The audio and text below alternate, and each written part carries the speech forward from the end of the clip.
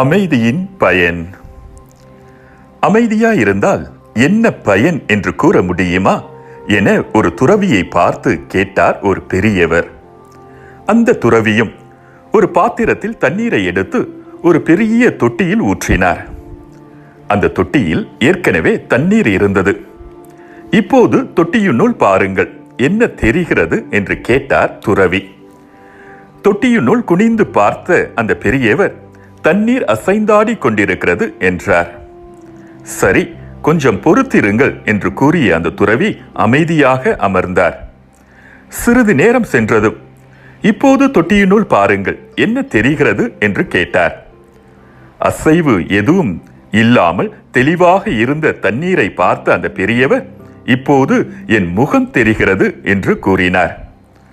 அமைதியாய் இருந்தால் உங்களையே நீங்கள் காணலாம் என்று பதிலளித்தார் துறவி. அன்பார்ந்தவர்களே, பேசாதிருந்தால் மூடனும் ஞானமுள்ளவன் என்று கருதப்படுவான். தன் வாயை மூடிக்கொள்பவன் அறிவுள்ளவன் எனப்படுவான். நீதிமொழி ஆகமம் 17ஆம் அதிகாரம் 28வது இறைவசனம். கடவுளின் மொழி அமைதி. கடவுளின் மொழியில் பேச வேண்டுமென்றால் அமைதியாய் வாழ்வோம். அமைதி மலையை கூட சாய்க்கும். அமைதி நம் வாழ்வில் நிறைய பிரச்சனைகளை குறைத்துவிடும். அர்த்தமற்ற வார்த்தைகளை பேசுவதை விட அர்த்தமுள்ள மௌனம் எவ்வளவோ சிறந்தது.